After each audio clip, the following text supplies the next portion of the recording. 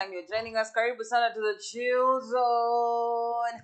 My name is Tamara Patience, and today I am joined, as usual, kama kawaida, kama K, kama dawa. I don't know why you say kama kawa, kama dawa. But anyway, I'm joined by the man himself. Naitwa Muna Shwai underscore TZ katika ukurasa wangu wa Instagram, Muna.Shwai katika ukurasa wangu wa Instagram, TikTok na Muna Shwai ni Facebook. Hivyo ndivyo ninavyopatikana. Yeah. Na Okay. majina yangu yale kwenye vitambulisho ni Muna Shwai. Sema ukweli. Na kuna lingine viko vitambulisho vya aina mbili mimi natumia. Kuna vitambulisho vile ambavyo ni vya kazi, ambavyo ni vyeti vya shule, ambavyo ni, lakini kuna kitambulisho ambacho sisi watu fulani leo tunavitumia vitambulisho hivyo. Kwa hiyo niko na two names hapa. Niko na Munibullah Shaibu Mbawala, ili la kuzaliwa, na kuna baadhi ya document iko hiyo, lakini Muna Shwai icon. Tutajifunza kusema jina lako next time. Munibullah. Alafu wengine? Munibullah Shuaib. Shwahib. Kuna watu wanaita Shaibu. Shaibu is like kama Munib. Munib ni jina, lakini Munibullah maana limeongezwa hapo. Sawa And then Shaibu ni jina la mzazi wangu. Shaibu, lakini that is Swahili. But in Arab tunaita Shuaib. Shuaib. Lazima ukiain Shuaib. Yeah, anyway, we'll be learning this name later on. Anyway, my personal social media handles, Tamara Patience, that is Tamara the H. On all social media platforms, that is Facebook, Instagram, Twitter, TikTok, Quora, Indeed, everywhere. Pinterest, kila mahali. Snapchat, kila mahali. Tamara Patience. And of course, if you are new, if this is your first time, welcome to the K&A family. Welcome to the Chill Sport family. Feel at home, feel at home, feel at home. And of course, we never forget to give a shout out to our brother channel, that is Channel 7 News TV East Africa. So be sure to catch us also there through Facebook as well as YouTube. And share. Comment section is open. Tell us what you're thinking, your thoughts, and everything. Now, it has become a ritual that Muna Shwai has a question for me every time. By the way. Of the day. Nilikuwa nakusikiliza tu nijue tu nini kinaendelea, lakini nishasahau nini natakiwa nikuulize. Kuna binti moja jana nilikutana naye. Kwanza picha linaanza nilikutana na yule binti amenyoa kipara. Unajua kipara kakuangua nywele zote, lakini fan wako. Anakufuatilia sana. Kwa hiyo ni katika kuzungumza naye mawili matatu akasema mwaka 1300 before Christ. Nywele it was nywele hizi za kuongeza, wenyewe wanasema extension hair, kama hicho plus wigs ndo zilianzishwa Egypt, na ndo zilivumbuliwa kwa mara ya kwanza Egypt. Na alisema pia wanawake na wanaume both of them walikuwa wanatumia hizo. Both of them, maana ukiweka s tena hapa inakuwa boss, ni both of them walikuwa wanatumia hizi za kuongeza hizi. Kwa maana wanawake na wanaume wote walikuwa wamenigia ile historia ya mawigi, ikaenda mpaka ikawa sasa it's like no official watu wanatumia. Though kipindi kile walikuwa wanasema walikuwa wanatumia ma queens na viongozi wa kiserikali na watu kadhaa ambao waheshima sana Egypt ndo zilianzishwa huko. Kwa hiyo akanigia ile story, akaniambia sasa hizi ziko viral, hata China hapa wanatengeneza, hata baadhi ya nchi Afrika hapa wakiamua kutengeneza mawigi wanakutolea wigi moja zuri tu la katani. Unajua katani utengeneze wigi moja zuri la katani unaondoka nao. Kwa hiyo akaniambia kamulize Tamara, namuonaga na wigs. Kamulize anavaga Brazilian hair, anavaga, akanitaja baadhi ya wigi, nimesahau majina yake. Mimi nikamwambia of course namuonaga na mawigi mbalimbali. Sio wigi moja. Kwa hiyo kama unataka kwa faida atakwambia anatumia mawigi gani na gharama yake ipoje, ila asikutishe kwa maana ya gharama kubwa, maana nasikia wigi hadi 500,000 laki ngapi. So nikashtuka pia. Tumeongea mengi sana, lakini it was about wigs. Okay, so I'm laughing because anyway, so wigs obviously kuna ranges. Unajua kuna time, there was a time when wigs zilikuwa very expensive because hazikuwa available to everyone. It was only for the rich, you know. Like that is like what 5-6 years ago. Okay. And you find that kama ugonjwa unaangalia kuna wig ya almost even 500,000 shillings. You know, unaweza pata 500,000 a wig tunao juzi the likes of akina Ambario akisema wamevaa wig ya 200,000 Kenya shillings bana. Hiyo labda ni mshahara ya mtu mwezi ya mwaka mzima. Hela nyingi sana. Na as for me The wigs I wear, I actually have what, 3-4 wigs in total. To the person who asked the question, 4 wigs in total. This one I got from Jumia for 1,500 shillings. There's another one. I got it from, where did I get it from? Jumia as well. Yeah, for 11.99. I think kulikuwa na offer. This is a Black November. The other one I made it myself. You made it yourself? Yes. Wig? Yes, I made it myself. Kutumia nini? See, I just bought hair and I bought a wig cap and a crochet. Kuna crochet na kuna ile ya kuongeza kanyole kadogo hivyo. Yeah, so then nowadays you can create anything through YouTube, through tutorials from other people hivyo. Yeah, so is it opportunity to her pia kununua nywele unaweza kutengeneza kwa gharama ambao na wewe? Yeah, come through, man. Come through. I can even teach you how to like make a wig as well, Opportunity. Because saa zingine kama madem most huku nje, I think I know of like very many local wig makers. Unaona? Mtu anakata chini, you just even like a weave, because this one, if you go and buy a weave, example kama and then you're saying Brazilian, instead of having to kushuka, like to do the cornrows first, so that cornrows hizi malaini zenye mtu anashunga alafu naeka wig ndani. Ningewavulia yangu lakini sitaki kushtoa wanaume kwa studio. So ukiwa na hizo malaini za ndani, there is a way in which unaweza shonelea, But if you don't want to shonelea, because when you shonelea itakuwa kama, how can I say, it's not as long lasting as if you get a wig, because wig ni kitu unaweza kana hata 4 or 5 years, You could easily just buy a wig cap na unashonelea tu exactly venye wig mnakuwa mnayaosha ma wig. Yeah, yanaoshwa you have to. Ushaika karibu na mtu ako na nini weave sana ile weave ni ile ya kushonelea, alafu wig ni kofia ya kuvaa. Shika karibu na mtu mwenye weave amekaa nayo miezi, ameenda nayo gym, ameenda nayo kila mahali. Nishakaa na dada mmoja siku moja kwenye matatu. Isa nikawa nasikia mishikaki inanukia. Sasa nikasema hii mishikaki itakuwa iko wapi? Lakini mbona anasema mbona around. Sasa kila si unajua ile kuna mishikaki au kuna smell, kuna ka smell katamu. Mishikaki, lakini nilikuwa nasikia mishikaki. Sasa yule dada alipofanya hivi, ile nywele ilinipitia hapa. Kaona mshikaki huo hapa kichwani. Na kumbe nywele inanukia. Sasa sijajua alipigwa na jua plus akaongeza kama sijui kuna spray mnatumia au sijajua, lakini kulikuwa na mishikaki fulani ambayo kama ina uvundo. Unajua mishikaki fulani ni ya jana imewekwa kwenye ndoo tu, labda haijachoma bado. Ikichomwa. Anyway, what happened? Kuna namna inanukia. Producer wangu yuko na furaha sana na kwa mishikaki. What happens like wigs, by the way, ni sasa nikipita mahali penye kuna piko ugali, hivi gita collect harufu ya ugali. Unaona chonipa hiki? Hivyo na nitoke nipitie mahali pa nyama inanukia na hiyo moshi itanukia. Basi yule alikuwa anatoka kwenye mishikaki. And then the worst bit ni unajua kilala usiku for example, and then you decide kama ni weave, alafu decide you're putting on a bonnet kwa kichwa kwenye kitambaa. Ujisili harufu yote inaingia. Alafu plus jasho yenyewe. But then vitu zinapanga stressful hiyo. But sasa asubuhi like obviously ukichana and all that inakuwa inapotea. Ina depend. Unajua utaongeza spray. Pia spray ni harufu nyingine. Unaona ni kama ukiingia kwa matatu asubuhi utapata kuna kila mtu for example in the morning when you get into the matatu kila mtu ako na harufu yake. Hiyo so ile combined unajua. Unakutana na mtu mwingine ananukia avocado, mwingine ananukia ndizi.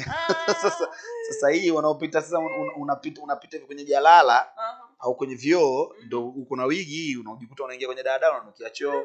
Haitakiwi. Ndio makini sana. Most definitely. Yeah, but kunje tuoshe pia wigs. By the way. It's very important, very very important.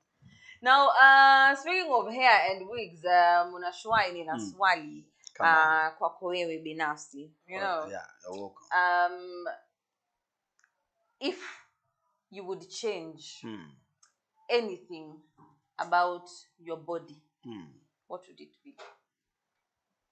If to change. Yani ungetaka kubadilisha, ungepata fursa ya kubadilisha chochote mwilini, ingekuwa nini na kwa nini? Bwana swali zuri, swali tamu kweli. Lakini sincerely speaking nisingebadilisha kitu. Kwa sababu najikubali for real, najikubali sana. Yaani hivi unaona ndivyo mfupi hivi. Ona mfupi na mkichwa wangu mimi najikubali, wewe Tamara wewe acha. Kuna namna, kuna baadhi ya watu labda ungeniambia kuongeza, ningeongeza nini? Ungeongeza. Si bado tu ni mabadiliko. Mabadiliko inaweza kuwa unapunguza kitu au kuongeza kitu. Ningeongeza kuwa na nywele nyingi. Mimi napenda sana nywele nyingi. Na in different styles, lakini napenda sana afro. Yaani kuwa na nywele nyingi ambazo zinashikana kichwa kizima. Sio kunyoa pembeni afu kuna na nywele nyingi au kuacha kiduku au kuna namna fulani wa vijana wanakuwa wanafanya.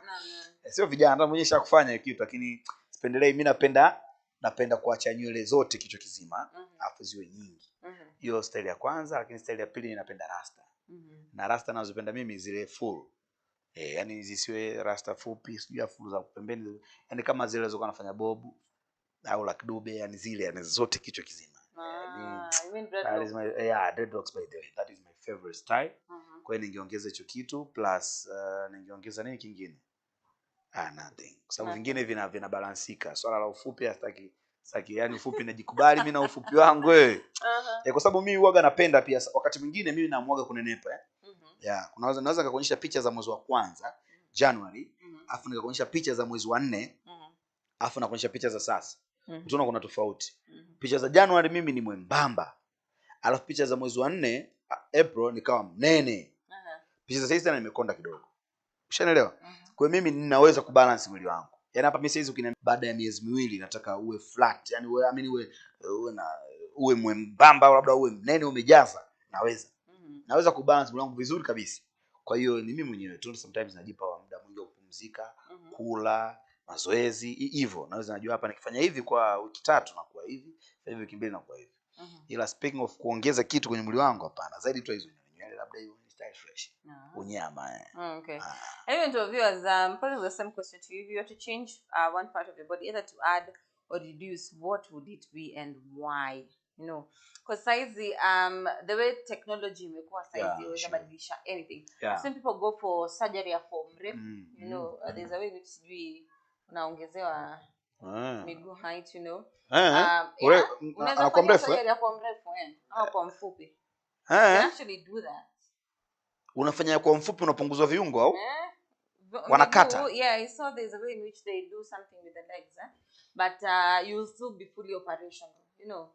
Tumeona wanawake huku nje, mtu umeenda kuongeza tako, umeenda kuongeza your boobs to get probably liposuction. Ile juzi niuliza yule jamaa inawezekana mdomo vipi kaufanya surgery, yule msanii Tanzania. An artist here because I saw the chance dichomeo hivyo.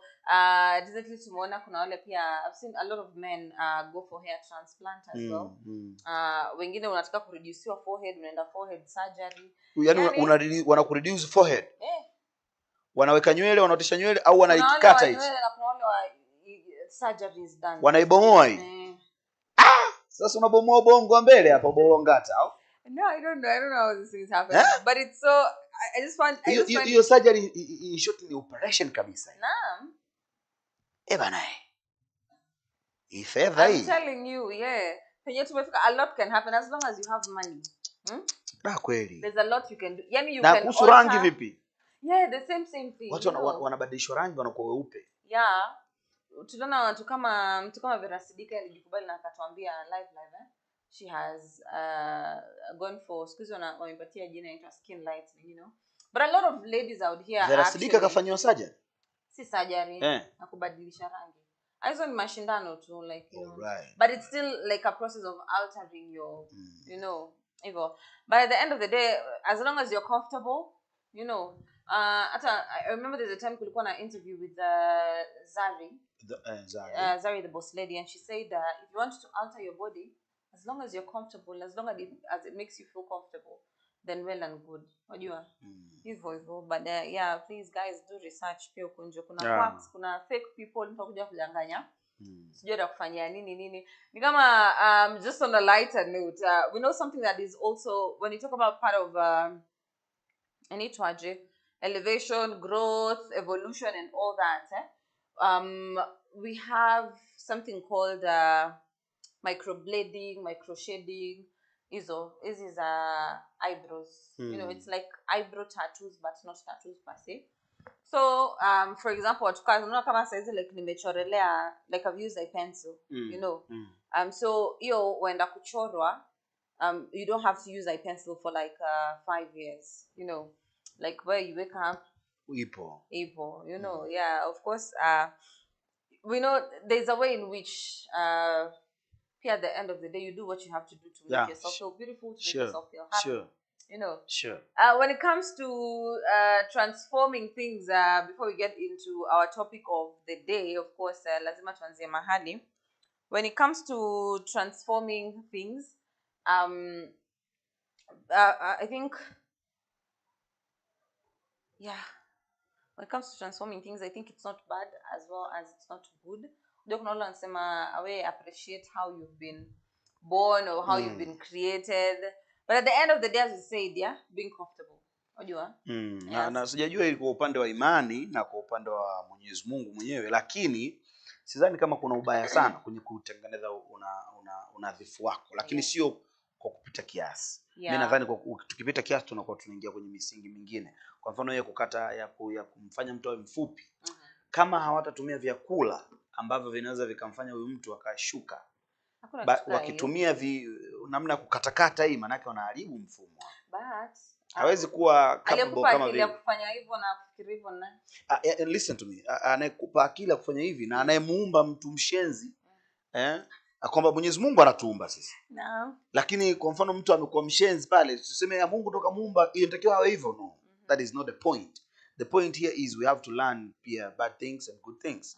Kwa sababu bad things tukishavijua tunajua hii Mungu hapendi. Na ndio maana Mungu katuumba, lakini huyo Mungu anakupa nafsi nzuri wewe, lakini pia anakupa nafsi, kuna nafsi inaitwa nafsi lawama, yani unafanya kosa ndani unajilaumu. Nimefanya hivi bwana, hii Mwenyezi Mungu nisamehe mimi. Kwa maana yake una nafsi lawama ambayo Mwenyezi Mungu akakupa, lakini una nafsi nyingine unayoambia twende. Ushaelewa? Zote akakupa, ila we have to balance about it. Cause mwisho wa siku kuna dhambi ujue. Mwisho wa siku kuna dhambi. Kwa hiyo ndio maana nasema hata kama hizi issue za nanili inawezekana zikawa zina kwa sababu sina tumeambiwa tuwe nadhifu. Kwa hiyo kama Mungu katuumba tukatumba na nywele tusizikate. Ushaelewa huyu mtu anakuwa Mungu katumba na kucha, tunazikataje kucha za Mungu? No, maana yake tunakata kucha, tunatengeneza vizuri nywele yetu nadhifu. Tumeweka vizuri mwili wetu. Katumba hivi kwa nani? Katumba na maji ya kuoga. No. Kuoga sasa ile kujiongeza unadhifu wetu.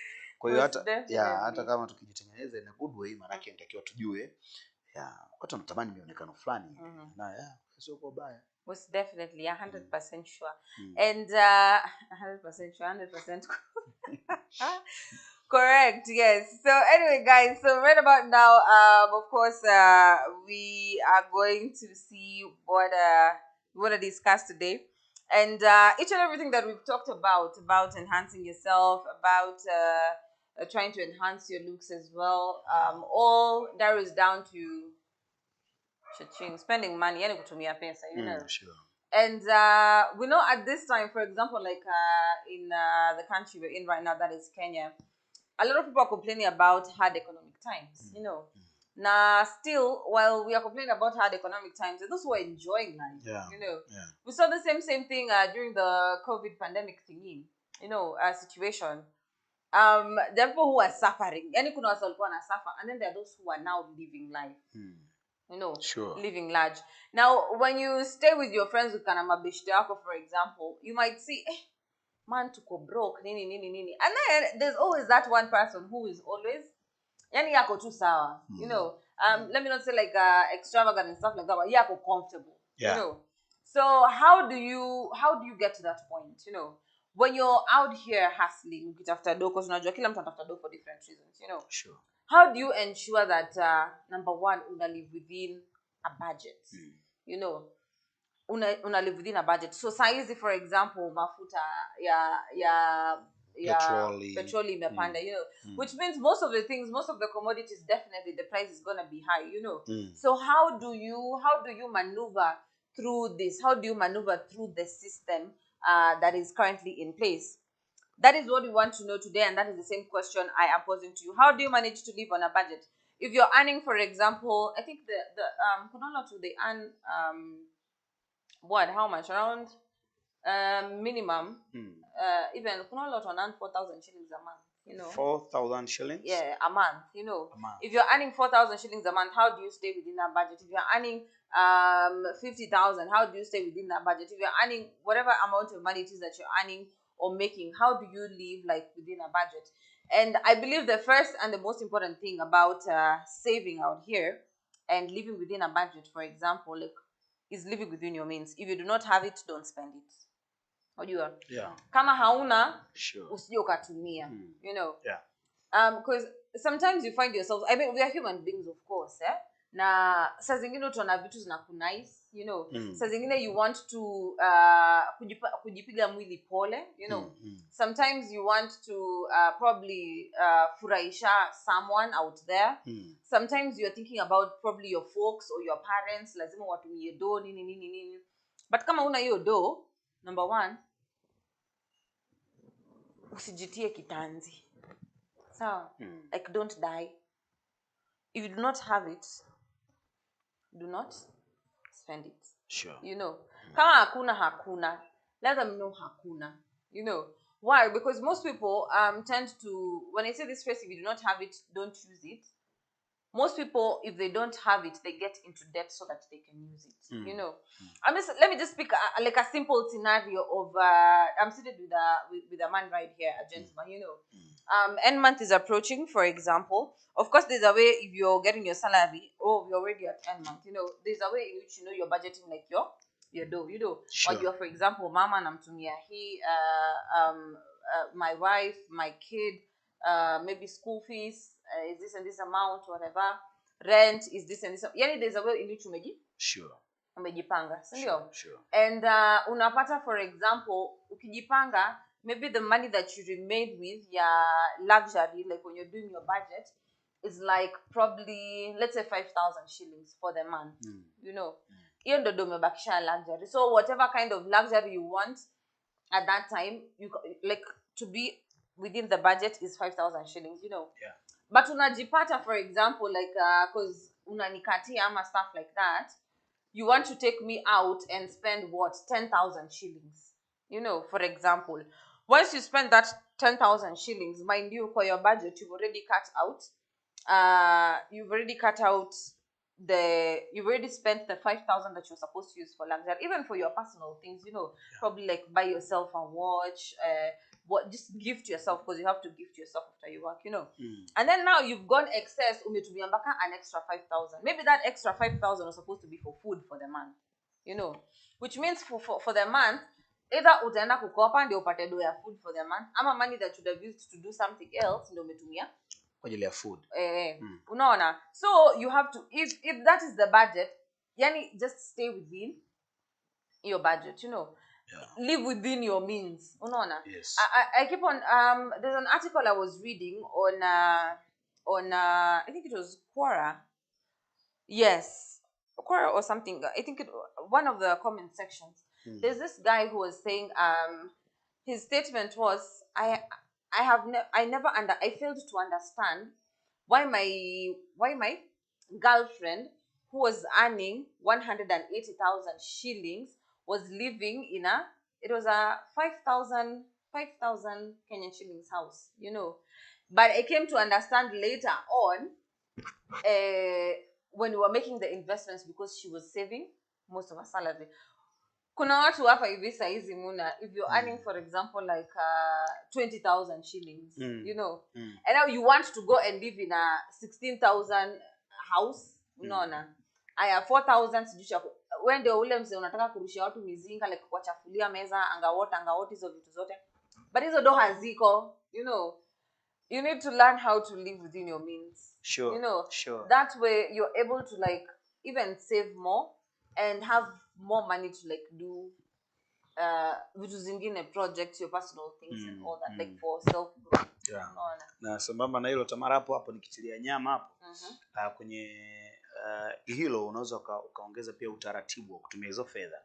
Maana yake ni kwamba utaratibu wa kutumia fedha unakuwa it's like mwezi huu nitapokea 200,000 labda kwa mfano, au shilingi 20,000 kama ulivyosema. Hii shilingi 20,000 ninayopokea iwe shilingi 1,000 ina matumizi fulani, shilingi 1,000 inatumia wapi, shilingi 500 inatumika wapi, na kadhalika na kadhalika. Kupangilia zile yale matumizi ya fedha yako. Hii inakuja ni kwamba hutakuwa na direction mbaya au hutakuwa na taswira mbaya katika utumiaji wako wa fedha, kwa sababu itakufanya utengenezee budget ambayo wewe mwenyewe itakuridhia pia kufanya, plus hautatoka nje ya track. Unaelewa kwa sababu ya wewe una shilingi 20,000 unataka umalize mwezi mzima. Kila siku unataka kula 500, haiwezi kudumu. Kwa kuna namna ambavyo wewe inatakiwa uzingatie ili logical kimahesabu kabisa icheze kwenye ile budget yako ambayo wewe unaitegemea. Yeah, most definitely. Now umesema hivyo, obviously discipline is very important. Sure. Kwa sababu sometimes I put it in like a perspective of umeenda soko, you know. So umetoka kwa nyumba ukasema unaenda soko kununua nyanya na vitunguu, for example, you know. Once umejiambia kwa kichwa naenda kununua nyanya na vitunguu, and you know I'm going to buy vitunguu worth 100 bob, alafu niende ni buy nyanya za ama za so mbili, you know. Yeah. So kutoka kwa nyumba na hiyo mindset, unajua utafika soko na hiyo discipline, utanunua nyanya na kitunguu na utoke uende, you know. Ama useme nanunua nyanya na kitunguu alafu nijeke kando in case nitake kitu kingine, in case I want to buy any other thing, maybe dania, hoho, kitunguu saumu, anga what, then inaweza fit kwa hiyo do. Sure. If you go out kama umejiplan, it's easy, you know. Aya, if you take this scenario, umetoka hapa hivi saa hizi Muna ameniambia twende soko, you know. And I'm like, hey, twende without a plan, you know.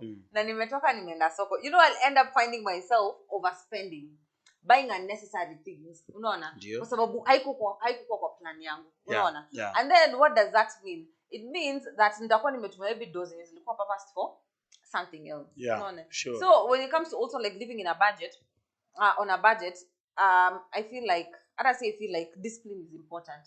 First of all, have a list of what you want. Yeah, that is very important. Yeah. Very important. Hapo kwingine ujue. And nasema out of course ni kitu nimekuwa experience of late, you know. Previously I had very very bad money discipline. Wacha nikwambie, unaona? Yeah.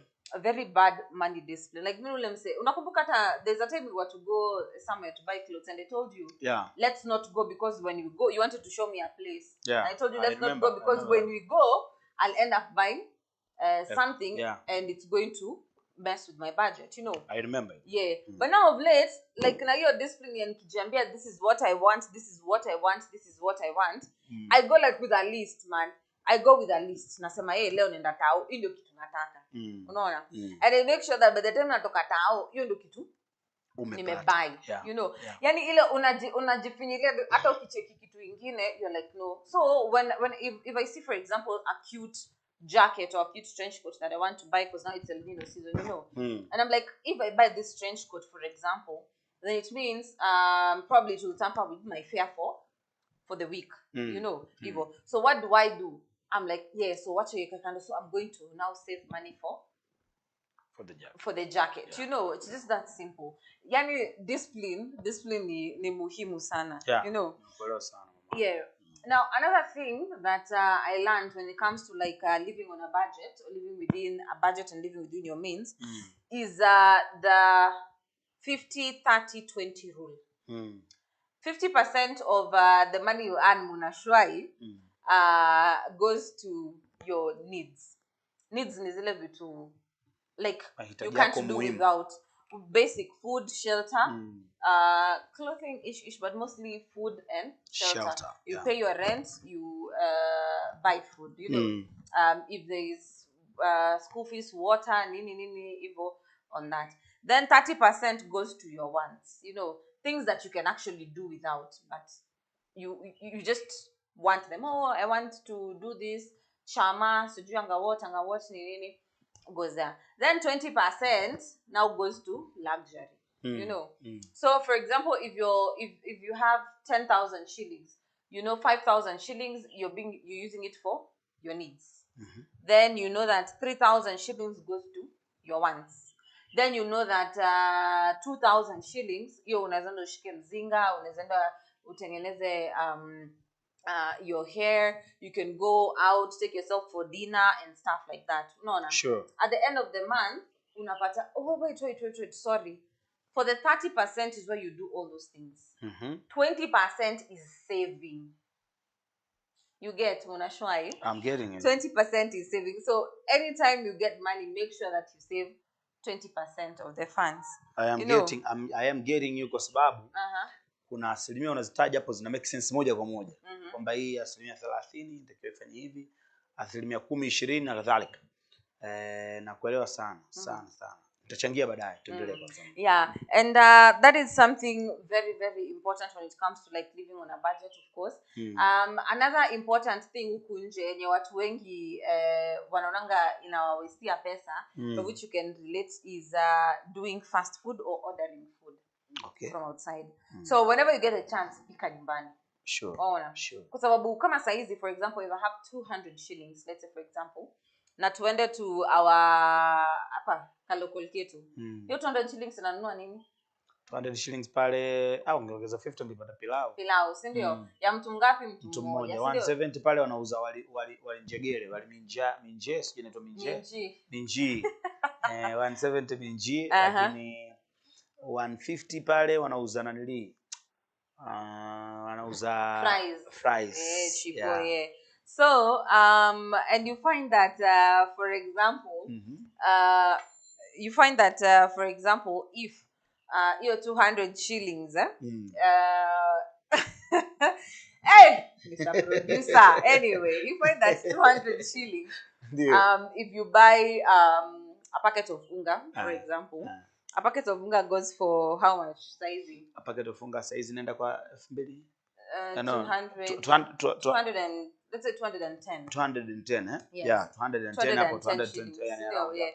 Hiyo unga moja, it could cook a meal for 1 2 producer 3 for around even 8 people. Yeah, 8 people, 7 people. Size. Na wende uongeza hapo na skuma ya 40 bob. You know, I think a whole cabbage is like 40 shillings, 30-40 shillings, you know.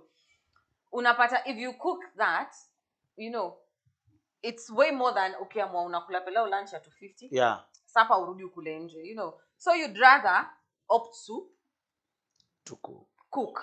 You know, which helps you like save a lot, you know. It's a very very important hack, like just cook. It's very very easy for you to save money as well. Now another thing, and this I'm going to pose to you as a question, Munashwai, is, so let's say for example now you've gotten money, you know, how do you like prioritize what goes where? Like una prioritizing, how do you prioritize your money? Mimi sina kumbukumbu nzuri sana, lakini mara nyingi waga na note sehemu. Na hii ni kutokana na visa mbalimbali, au tuweze kusema mambo mbalimbali ambayo yanatuhusu sisi, wapambanaji, watafutaji. Kwa hiyo utakuta wakati mwingine na hangaika na najua kabisa huu mwezi huu nitafanya namna ambavyo nitafanya namna ambavyo nitanunua kitu fulani. Ushanielewa? Kwa mfano wenda nikapanga bajeti yangu kwamba huu mwezi nitahitaji kununua labda suruali 2, labda na shati 2.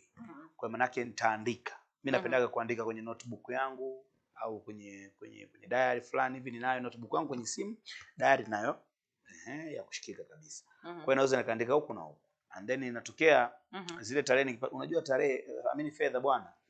Fedha iko tofauti kidogo. Fedha haiko kama kawaida tunavyofikiria. Fedha iko tofauti kwa sababu kwenye fedha unaweza ukapata kishawishi mdogo as long as una fedha. Yaani hapo kawaida yako Tamara, hapo unaendaga stage kule kwa mguu. Unakupanda gari kule kuelekea nyumbani, lakini kisha kwa fedha hapo uta download Uber, sijui farasi, sijui okay. You guys tunawataja tu, lakini ndio hivyo. Una download application ambayo unaweza ka request, inakuja hapa, unachukuliwa hapa, unapelekwa stage tu. Ushatumia kiasi cha fedha fulani. Maana ilikuwa ipo katika bajeti yako au ratiba yako. Kwa hiyo mimi napendaga kuandika this time around nitaadi kitu fulani. Kwa hiyo nikiandika, maana yake ni kwamba inanisaidia hela ikishaingia, najua kabisa hapa bana mimi nina suruali na shati. Wapi hii nilisema nitaenda kununua Kariakoo. Lakini suruali nyingine na shati nyingine nilisema nitaenda kununua wapi? Kikomba, si ndio? Tunataka Kikomba Kwa hiyo ndio iko hivyo. Hii hela nyingine itakuwa sehemu fulani. Kwa hiyo mpangilio unaofanya kupitia kabla sijapata hela au kabla sijapata chochote ambacho nawaza kufanya ili nipate, manake ni mpangilio thabiti, unakuwa ni mpangilio madhubuti. Naweza kusema hivyo. Most definitely. Na umemention something very important, of which watu wengi pia they don't adhere to this, especially now saizi venye kuna hiyo convenience ya order taxi, taxi services, to go for a short distance, and you find that if you want to save money, by the way, man, tumia ma 3, because kama for example, let me try to break down for example, the amount of money I used to go to town from where I stay. So from where I stay, if I decide I want small luxury, to take bike from the house to the stage, I'll pay probably 50 to 70 shillings. Let's go with 50 shillings. Let's do 70. Jumafta imepanda, so umetupandisha 70. Then from the stage to CBD, I'll pay 100 shillings. So that is 170. Unaona? Let's say nimeitwa nini? Let's say for example, Charlie Bistro zilifunga. Let's say acha tutumie Pronto for example. Beshte yangu ameniita date Pronto, si ndio? Aya, from Tao to Pronto I could easily walk, Okay. It's a short distance. Lakini junajiona baby girl, niamue either nichukue let's say Bolt ama Uber Boda. I pay 120 shillings. So that's 170 plus 120, that is 170, 120, 290. 290, that's 290 shillings. Now, if I decide to take a cab from home to Pronto, and I just want to be practical with you guys now. Sure. If I want to take a cab from home, let's say to town, I'm going to spend 790 shillings. You get? Okay. We'll spend 790 shillings. Hiyo ni imefika hapo hivi Tao, But if I want to go like directly to where Pronto is, I'm going to spend around 800 shillings, Now imagine if this, for example, is mtu mwenye anakukatia na umeingia box, and you're going there for a date like after every 2 days, that means you're going to spend more money. So what would be easy to do is take a matatu. Wajua? To the ladies out there, when you wanasema kazi ni kukula fare and you want to live on a budget, simple thing. Kama anaishi Rongai, chukua mat mpaka Ronga. Ukishafika Ronga stage, chukua Uber mpaka kwake. It's gonna be labda utalipa 100 ama 150. It's gonna be less. Like avoid taxi services as much as possible. Can't have to save though. It's just that simple. And you'll be able to at least save some dough, hata pia ukwe secure and all that, and of course we are coming to the end of today's session, but before that, of course, I'll give a chance to Munashwai na parting shot yake ya watu watumie pesa zao aje huku nje, ndio tuache kulia shida. Wajua unalia mashida na kuna mtu mwenye ali shida.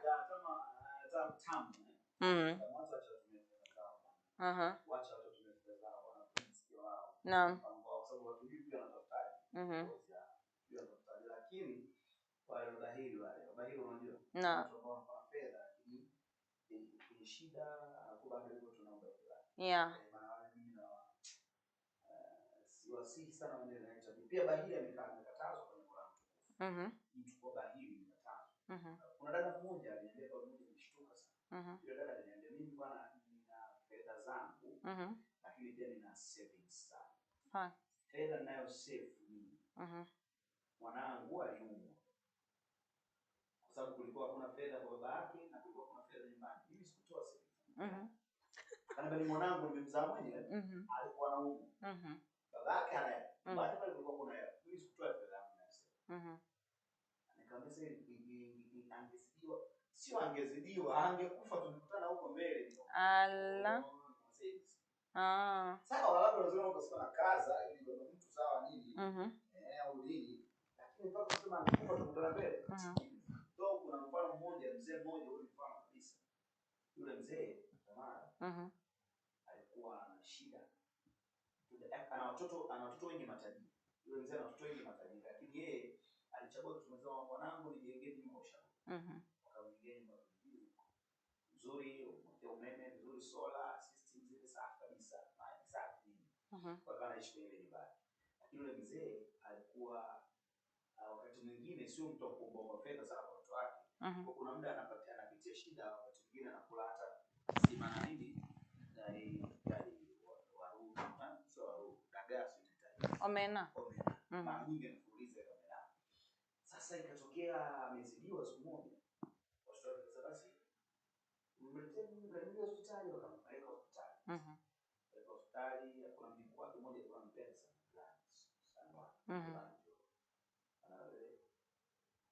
Kuna nikifa akitokea mkufu. Shambani kule kwa mkorosho. Kuna mti fulani pale chini sasa. Kwa hiyo yule mzee akupona ile safari alijua na mambo. Alipofariki yule kijana kaenda kwenye ule mkorosho. Alipoenda kwenye ule mkorosho yule kijana akakuta kitambaa cheusi. Chambi. Kile alipofunua akakuta kama bahasha fulani kama A4 ile kubwa. Huwa tena ndani tutambunda. Yaani yule mzee yule jamaa anakuambia ilifika, yaani ilikuwa ni zaidi ya milioni 50 ya Tanzania. Milioni 50. Hapo tuko na mikanja hapa na omena yeah. Kuna mahela kweli. Kwa hiyo sijajua inafundisha nini na sijui ikoje, lakini iko hivyo. Na yule ndogo alianzia biashara kubwa, akajenga bonge moja la hekalu hapa. Ile nyumba ilikuwa nzuri kubwa, lakini iliongeza bonge moja la nyumba.